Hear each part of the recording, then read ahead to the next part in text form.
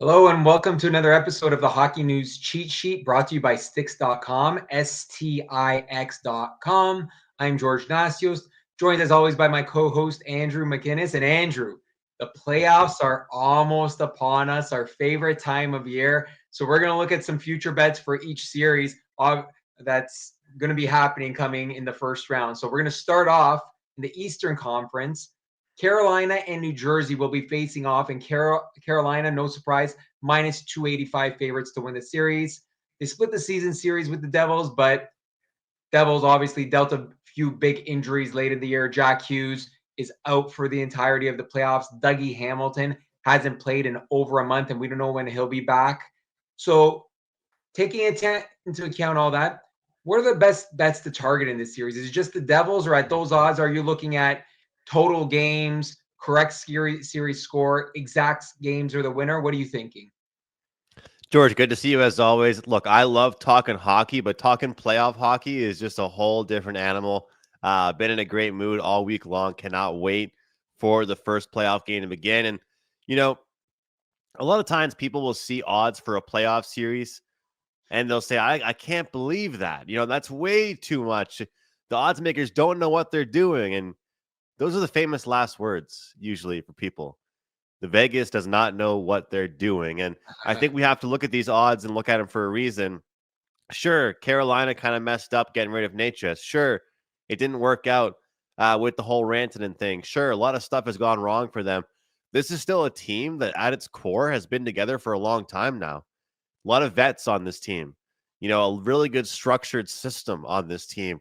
And they have usually struggled with the second round. I have faith in them getting by in the first round. So I do trust those odds. And I believe the minus 1.5 games is the bet to go with. I think they get this job done in 6 games at least. And I think that they're going to find out that they're a deeper team than the New Jersey Devils are. The Devils have proven to be a good team this season, and they've actually won a lot of low-scoring games. But if you ask yourself which team has relied upon goaltending more or their defensive forward structure, I would say that the Devils have had a lot of games where if they won it low scoring, it wasn't because of their structure. It was because of their goaltending. And I think that people want to count out the Hurricanes because they don't have that star. We can't really look at them and say that guy is a superstar on the Hurricanes right now. And a lot of those individuals take offense to that. I feel like minus 1.5 games. I know it's chalky. I know I'm taking the favorite, but I think they're the side to bet in this series. Yeah, I mean, I can't see Carolina losing this series considering the injuries the Devils have. I would take Carolina in a sweep or Carolina in 5 games, put $20 on each one. A sweep will pay you 140 bucks on 20. 5 games will pay you just above 80 bucks. So either way, if one of those happen, you're doubling your money. And I don't see this going 6 games. I'd be surprised if it did. So that's what I'm looking at for that series. Over we move to a Western Conference series. And to me, this could be a Stanley Cup final. This is probably the best series of the first round. We're talking Dallas and Colorado. Okay. And we're talking Mikko Rantanen meeting up against his former team. And this should be a spectacular series. FanDuel has the Stars as the slight underdogs. Dallas is plus 104. Colorado's minus 125. That's kind of surprising to me, to be honest. Which team do you give the edge to, and what are the best bets you're targeting in this series? When it comes down to which team I give the edge to, ultimately, if the Colorado Avalanche didn't make a goaltending move earlier this year, I would have said forward group, defensive group, and now goaltending edge. We'll give that to the Dallas Stars. And congratulations, you're moving on.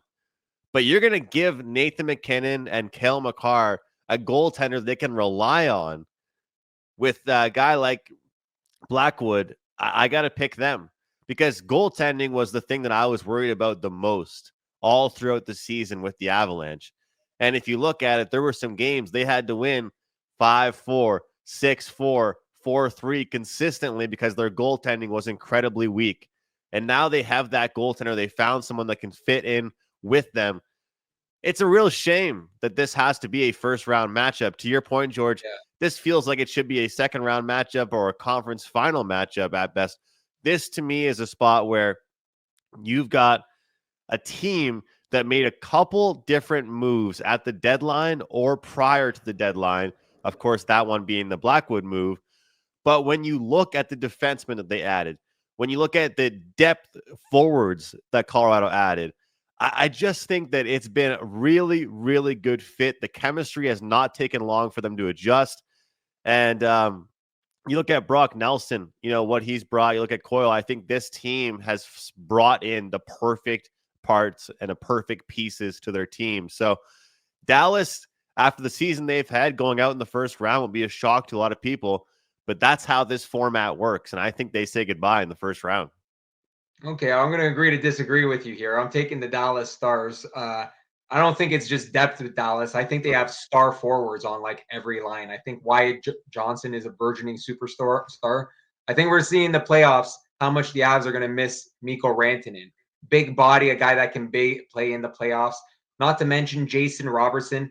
Tyler Seguin, I believe, has just been activated off the long-term injury reserve list. He's probably going to pop up in this series. They are stacked forward. They do have some issues on the back end with some injuries. We'll see if Miro Heiskanen gets back. So that's a bit of maybe something to worry about. But also in net, I think they have the edge. When we talk about Mackenzie Blackwood, they have a better goaltender than they used to, but he's not as good as Jake Ottinger, in my opinion. So I'm taking the Stars here at plus money. They're also my pick to go to the Stanley Cup final from the West. But regardless of what happens, I think this will be a spectacular series. So something that hockey fans can definitely look forward to. And we're going to get a bit of a revival of a rivalry that was huge when I was your age, Andrew, probably. Okay. I'm talking about the Battle of Ontario. Toronto, pretty solid favorites at minus 76 over the Ottawa Senators, who are plus 142 to upset the Leafs. While the odds aren't great for bettors leaning either side, how many games do you see this series going at? 4 games, don't have to pick a winner. 4 games is plus 550. 5 games is plus 250. 6 and 7 games plus 195. I've been preaching all season on this show how important it is for the Leafs to win the top spot of the division in the Atlantic. I think that the whole 7-game series first round curse gets broken. I think this series gets ended in 6 games at plus 195 between Ottawa and Toronto. Not saying who wins, but I do feel like this is going to be a big difference from what we've seen in the past. And I do think that this one goes only 6 games, George. So, we always talk about travel with certain series. Now, that's always been a big part of this new format as well. Not too much travel. We got the Battle of Florida, now the Battle of Ontario. Not much travel with these two teams. These guys are very familiar with each other. And I think we are going to see some back and forth. But we're going to find out which team is more built for the playoffs. And we're going to find out that very early on. Senators, been a long time since they've been in the postseason. And they feel good about playing against Toronto. Meanwhile, Toronto wins the division. They are ready. They have had all kinds of experience now. They wanted to win this division. Their star players are ready to break out this year. It feels like the year they added the right pieces. Goaltending has been phenomenal last little while. So I think regardless of who wins this series, I think it ends in 6. Yeah, I'm going to go a bit shorter here. And the Leafs do have a 7-game streak, but actually the last time they won a first-round series, and really the only time they won a first-round series in the last 8 years, they beat Tampa in 6 games. So that was a 6-game series. I'm going to go 5 games for the Leafs. They're playing incredible hockey right now. That's better money at plus 250. Although this is a different team than 20 years ago, they have Ottawa's number historically. So early on, there's going to be a narrative that the media is going to run with. If the Leafs lose one of the first 2 games, it's going to be like, here we go again. The Leafs aren't going to get out of the first round. If the Leafs win the first 2 games, it's going to be the Leafs have Ottawa's number, and the Sens players are going to hear about that, even though they have nothing to do with that past. So I'm going to take the Leafs in 5. Ottawa's had tremendous goaltending, but the fact is, so have the Leafs lately. Anthony Stolarz has been lights out. He's going to get the call in game 1. A few issues with the Leafs on the back end when it comes to injuries, but the Sens have some injuries up front with some key players when it comes to injuries too. So I think Ottawa, they got here, and that was kind of the goal. And I think the Leafs step on their throats and take them out in 5 games. But having said all that, who's going to be really surprised if the Leafs get upset once again? We'll see. but I like the 5-game bet plus 250. Another series that, like the West with Colorado and Dallas, in the East could be a Stanley Cup final. The Battle of Florida is back on. Florida and Tampa, the defending champs, are minus 120 favorites, although Tampa finished ahead of them in the standings, and Florida's kind of limping to the finish line. They're minus 120 favorites to win the series. Tampa's plus 100, so basically even money. The odds makers see the series going deep with over 5.5 games at minus 188. Which team do you give the edge to here? I see Florida pulling a move that Tampa pulled for a couple years, and that's win the Stanley Cup or get to the Stanley Cup finals the previous year. And then the next season, doesn't really matter how you get into the postseason, just get to the dance. And as you talked about, I don't know if they've been just limping. They've been crawling. I mean, they've been able to get some wins as of late, but for the most part, it has really been very indicative that they are just talking about getting to the dance and not really caring about how they're able to do it, whether they're first place, second place, or third place in that division. They were just ready to go and ready to rock in the playoffs. For me, I like Tampa Bay in this one. I just think that there were too many pieces lost for the Florida Panthers in the offseason last year. And when I look at the lineup, I truly don't believe that Brad Marchand has had enough time to develop chemistry with some of these players. I don't think they have that size that they've had in the past. I look at the blue line for this team. I don't know if Mikkola and Seth Jones are the answer at the top guys. I don't think Kulikov and Schmidt are the answers. When I look at Tampa Bay, they didn't just lose guys. They actually added a player they used to have when they were winning Stanley Cups, like Yanni Gourde. And you talk about a guy like Anthony Cirelli, who was a great shutdown player for Team Canada with the Four Nations. Nick Paul being your third line center. Oliver Bjorkstrand, another good ad on Tampa's end that people don't talk about. Yeah. He was amazing in the playoffs for Seattle a couple years ago. Great call. So to me, the Tampa Bay Lightning have struggled a bit with depth over the past year or two, and also fatigue. And they're back when it comes to that. And I don't know if you saw the recent player, the player voted poll. People are forgetting who Vasilevsky is. I call him the Michelin Man because it looks like his gear is 4 times bigger than anybody else's. He is a great goaltender, and he will not be easy to beat, especially after what they've gone through the past few years in the playoffs. Hasn't really had to play many extra games after 82 have been played. Give me the Tampa Bay Lightning, and I've got them already 12-1 to win the Stanley Cup. Wow. Okay. You saved the big nugget for the end there. 12-1 to win the cup. I'm going to lean with you here. I think this series is a bit of a coin flip. I just think with the injuries to some of Florida's key players, even if they're returning to this series, I don't know if they'll be prepared to do as top players. And I'm talking about Matthew Tkachuk mostly here. I don't know. And also Aaron Ekblad, who's still, I believe, going to be serving a couple of games of the suspension into the series. I don't know if they'll be prepared from like the puck drop to be 100% because they haven't played in so long, even if they're going to hit the ice. And I do like Tampa's odds. So I'm going to side with you on Tampa here. I'm going to take them at plus money. I wouldn't bet the over 5.5 games because I don't think the odds are good, but I do think this series is definitely going at least 6 games. I'd actually put money on it to go to 7 games. And as a hockey fan, that's exactly what I want to see. But I do agree with you. Great bet. I think Tampa plus money, plus 100 to win the series. We're going to move to the West. The President's Trophy winners, the Winnipeg Jets, the best team in the NHL this season, facing the best team in the last 2 months of the season, the St. Louis Blues, who have been the best team since the Four Nations face-off. The Jets are heavily favored, minus 230, and St. Louis is at plus 188. For the series spread, would you rather bet Winnipeg to win by at least 2 games at minus 105, or for the Blues to keep it close or even win at plus 1.5 at minus 110? George, the Blues have that feeling to them right now. Oh, yeah. We've seen this story before. We've seen them be able to do this before. But I think similar to what I said to you and I've been saying all season long on the show about the Leafs winning that division, I think with the Jets crowning themselves this President's Trophy, even though we've called that a kind of a jinx in the past, they've put themselves in this position to get to watch teams battle it out for the privilege to play against them. And for that reason, I think that it's a good spot for them. We're going to get the Winnipeg Whiteout at home for at least, or, at the very most 4 games. And I think this is a spot where we have a St. Louis Blues team that's been playing playoff hockey for about 1.5, 2 months. And might see some fatigue happen there. I think this Winnipeg team is ready. You've seen them choke every single year. It just hasn't gone well. But guess what the biggest reason is? Because of their matchups. And I look at Scheifele.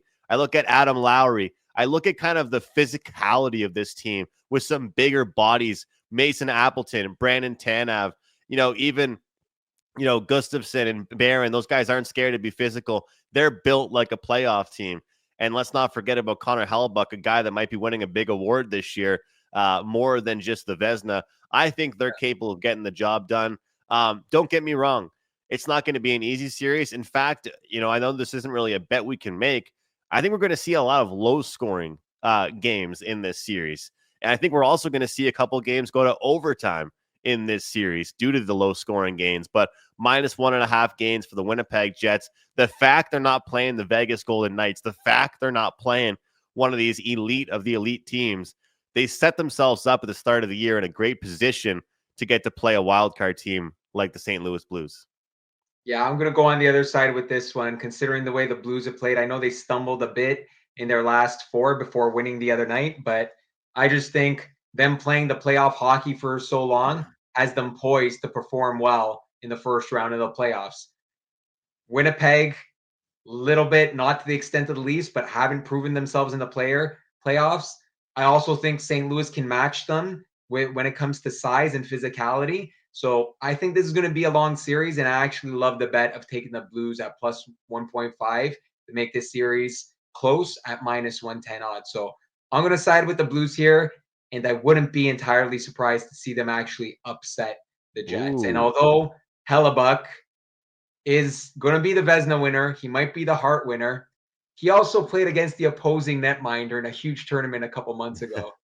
And that opposing netminder was the one that came out victorious. So another angle or side storyline to watch out for with Jordan Binnington and Connor Hellebuyck. So we'll see.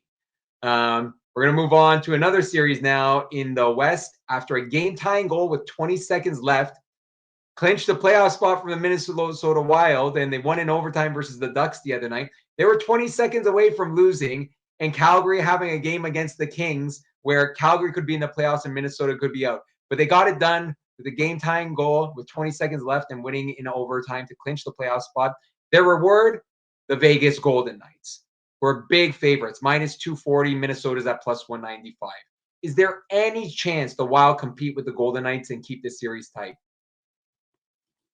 I think we look at the Minnesota Wild, you can compare them to, you talk about Winnipeg, their struggles in the first round, talking about the Maple Leafs. Can we not compare the Minnesota Wild to some of those teams? The Minnesota Wild the past few years have seemed to be a team that's always in the mix. We call it the state of hockey, but I guess where we live, we're not talking about Minnesota the same way. If Minnesota and all those players were wearing a blue and white jersey that said Toronto on front of it, they would be getting ripped for the exact same reason Toronto has. They're always at the dance. They just never go home with anybody. They don't even go to the first round, right? That's the thing about this Minnesota Wild team. They get there every year, but they don't really seem to go that far with it. I like this team this year. I like Eriksson Ek. Obviously, we know what Kaprizov is built of, but I think that we've seen more depth than past years with the Wild. That, to me, is the biggest difference. I worry about Vegas, though, with how good they are at home, especially the way they can control games. But they've dealt with some injuries as well this year. They've had a lot of different line combinations. When healthy, Mark Stone, Jack Eichel, and that forward group is unbelievable. But I think that we could make a bet here on the plus 1.5 games for Minnesota. Maybe even parlay it with plus 2.5 games with another series that you think will get close, stay close.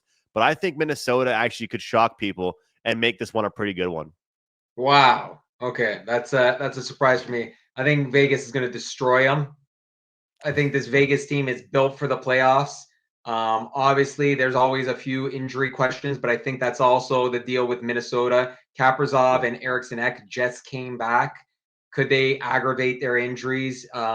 Petrangelo's been out of the lineup for Vegas for a few, but I think he'll be back. And their defense is just monstrous. And also their forward depth is amazing. And they have the experience. I just don't see Minnesota standing a chance in this series.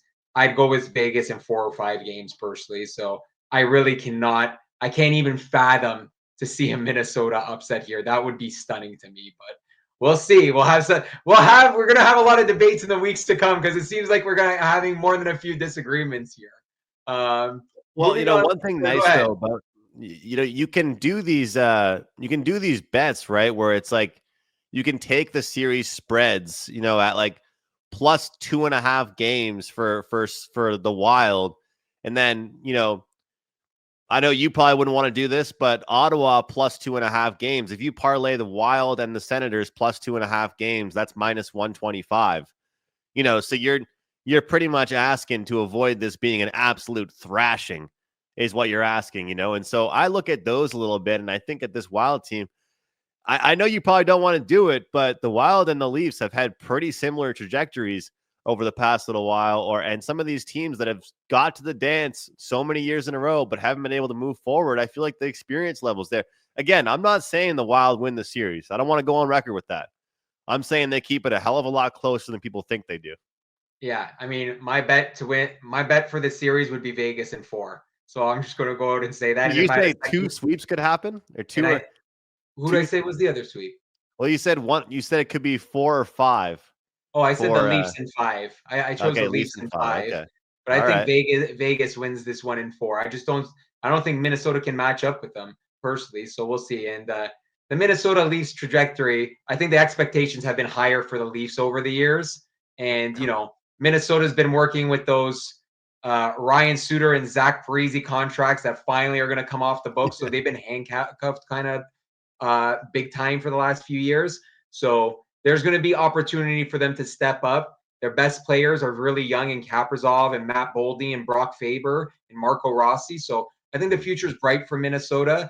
I just don't think it's this year at all, especially considering their opponent they're going up against. Their matchup is tough. Yeah, so we'll see. But my bet would be Vegas in 4 and 5 because you'll get plus money odds if you bet both of them. But if I'm picking one, I'm picking Vegas in a sweep personally. We'll see what happens. Come back and talk to me when Minnesota wins game 1, which could happen as well. But that's what I like. Here's another series that's turning into an amazing rivalry. And the plot just thickened with a game these two teams just played against each other. I was talking about the Kings and Oilers facing for the 4th time in 4 years. Edmonton's won series in 7, 6, and 5 games. I would say watching those series pretty closely, even the 5-game series was pretty close. This is a very close matchup. They just played each other, and Darnell Nurse got away with a 1-game suspension. I don't know how that happened. Ryan Hartman did something similar earlier in the year and got suspended for 10 games. I think it might have been reduced. Nurse has a suspension history. So Oilers got lucky with that one. Their top 2 guys, McDavid and Draisaitl, have been dealing with injuries late in the year. LA finishes ahead of them in the standings this year. So this to me is going to be an amazing series. The Oilers minus 146 favorites, plus 116 for LA. Can this, injury riddled Oiler team still take a red hot Kings group out? Or are there any other bets you're targeting for this series? And also important to mention, Mattias Ekholm, the Oilers have come out and said he's gone for the entire first round. A guy that I consider their number 1 defenseman. There's a guy playing on the LA Kings between the net that won a Stanley Cup with the Avalanche. Yeah. And he's playing some pretty damn good hockey right now. That's Darcy Kemper. And I look at the home ice advantage that LA was able to secure, and I really like that. From a betting perspective and a betting standpoint, I'm talking about making predictions. Home ice has really not been all that in the playoffs the past little while. It really hasn't. Yeah. But there's some teams you can count on home ice being an advantage. And for the LA Kings, getting the last change is crucial. getting that last change to put Phil Deneau out there against who you want to put out there against is an advantage. Picking which defensive core you want to put out there against who is an advantage. Getting the last change in 4 games versus 3 against an Oilers team with, people would argue 2 of the best top 4 players in the league, or 3, whatever you want to say. It's an advantage. And so I do think out of all the series that we could talk about together, George, I think that securing home ice is so huge for the LA Kings. And I just look at what this Edmonton Oilers team has built this year when looking at their roster. And I just think this is going to be one of those years where I don't believe the McDavid and Draisaitl show will be enough. And I look at Turcotte, I look at Deneau, I look at Laferriere, look at the core they've built around them in LA. I just see depth and I see low-scoring defensive wins. This is a team that won't be scared of Edmonton like they have been in years past. I think that they're going to make Edmonton play their hockey instead of Edmonton making them play their hockey. Sign me up for the LA Kings to finally get over that hump this year and beat the Oilers. Yeah, I agree with you. And I actually don't think they've been scared of the Oilers in the past playoff series. Like I said, they've taken them the distance in one series. They went to 6 games in a really tight series and they lost 1 in 5. And I think Drew Doughty, who missed 3/4 of the year, is just hitting his stride. I like their goaltending better. I like their defense. I like their goaltending, their defense a lot better. And I actually think they have more depth probably up front as well. But obviously, I like the Oilers forwards better just because you have McDavid and Draisaitl. But like you said, they can match up with them. I think it's going to be tough to beat a team 4 years in a row in the playoffs. And I actually think this LA Kings team is better than the Oilers. They finished ahead of them in the standings. I'm taking the Kings too at plus 116. I 100% agree with you on that one. And it's going to be interesting to see what happens in the offseason if the Oilers get bounced in the first round. But that's a conversation for another time. Speaking of McDavid, we're looking at the Conn Smythe Trophy odds now. And Jack Eichel tied with McDavid at plus 1,700 for the second best odds to win the Conn Smythe Trophy. Connor Hellebuck is the favorite at most sports books. But if you look at certain sports books, you can actually see McDavid is still the favorite. Jonathan Marchessault won the award for Vegas in 2023 when they won the Cup, despite the fact that Eichel finished with the most points in the playoffs. Is there a chance that Eichel can lead Vegas to another Cup? And do you like these odds for Jack Eichel? I do like those. Are really good odds. Those are great odds. And I talk about that series and how I said it was going to be close, but man, they have such a good roster and they have a good mix of younger players, but also a lot of vets that if they can stay healthy, they can be a really dangerous team. One thing about Eichel, he made the news a lot when there was the whole Buffalo Sabres thing, wanting that trade, finds a home, then wins the Stanley Cup there in Vegas. But he's actually not, I don't know if this is a good take or not. He's not really the most flashy guy. He makes a lot of what he does look very simple. Yeah, I think I agree with you there. I think he's gone less flashy over the years and dedicated more himself to having a 200-foot game, which has benefited him. Well, a lot of people say that his first few strides are the fastest strides in the league, and they're the smoothest in the league. So looking at this price, I think it's a really good one. It's hard to argue. I mentioned this a while ago, and I know you're going to call me out on my East Coast bias, but I want to ask you this because I look at this and I think to myself, when the Golden State Warriors won the NBA championship and Andre Iguodala won the NBA Finals MVP, the next time the Warriors won the NBA championship, Kevin Durant won the Finals MVP. It took so long for Steph Curry to actually get his. I know I'm from the East Coast. Just give me a break here a little bit. If the Avalanche win this one, I don't think Cale Makar gets it. I think McKinnon gets it. And you said it yourself on today's show. There's no more Mikko Rantanen. McKinnon is the guy in charge. So looking at the odds for him, I mean, those numbers are pretty good here overall. And I think that you're getting a pretty good number. And I think the only one that I would really say sticks out to me, other than that, is probably if we were going to look at Carolina at 40-1. I mean, again, people are sleeping on Carolina. People forget about what they've done because they've been around the block, but they haven't made these blockbuster moves. Is Sebastian Aho their biggest star? Because if he's their biggest star, maybe Aho at 40-1. Those are good long odds. I wouldn't touch Carolina going to the Cup though, personally. But I think both odds on Eichel and McKinnon are really good. And I can see either one of those guys winning the Conn Smythe. For me, I wouldn't bet on Eichel, and I wouldn't bet on, sorry, not Eichel. I wouldn't bet on McKinnon, and I wouldn't bet on McDavid, because for me personally, I think they're both going to be bounced in the first rounds. Really important when making these bets. Take guys from the teams you think are going to go far in the playoffs. So that's a big thing to do as well. But definitely like the odds. I mean, they're long odds for McKinnon, so it might be worth sprinkling a few bucks on. And if you think they're going to beat the Stars, then hey, sprinkle more than a few bucks. We're going to shift things over now to the fantasy corner here. Jake Sanderson had a spectacular breakout season in Ottawa. Always solid defensively since he came up, which is kind of the opposite of what young defensemen usually are. He recorded 55 points, though, this year in 79 games, 10th amongst defensemen. He also finished third in power play points behind only Quinn Hughes and Cale Makar.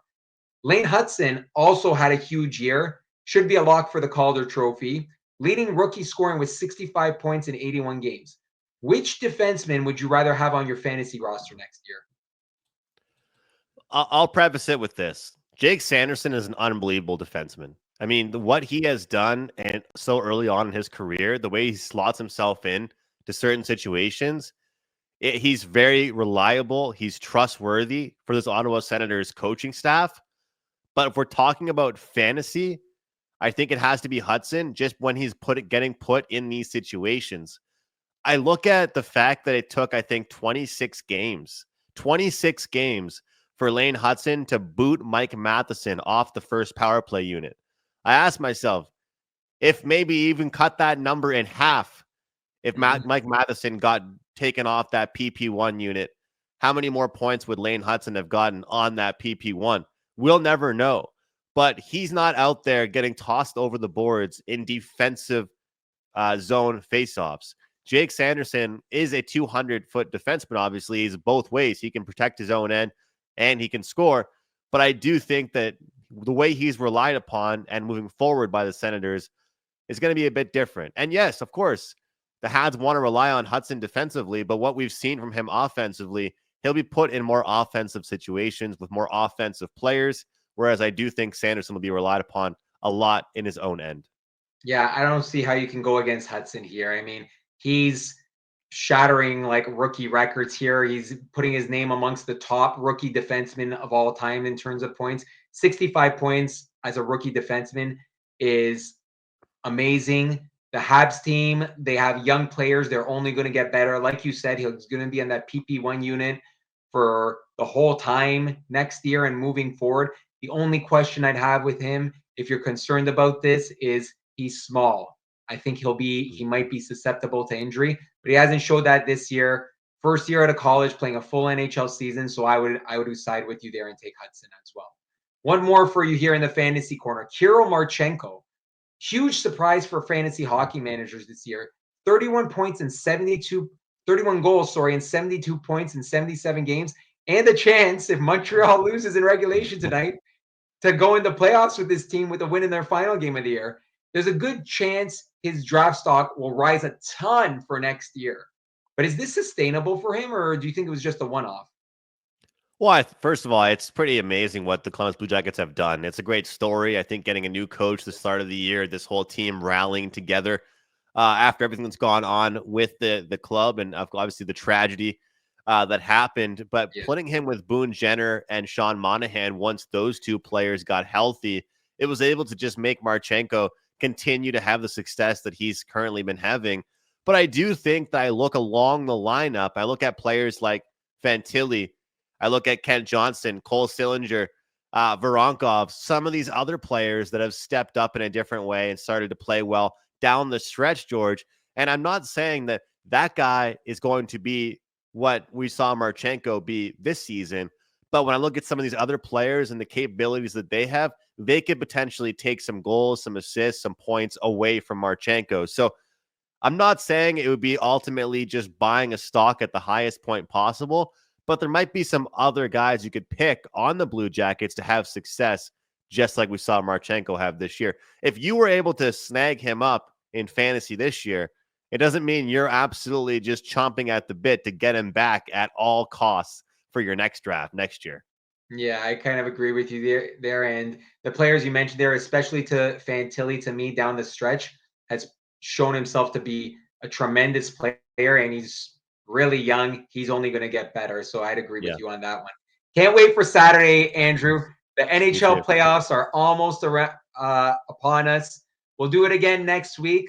For Andrew McInnis, I'm George Nassios. This has been another episode of the Hockey News Cheat Sheet, brought to you by Stix.com. That's Stix.com.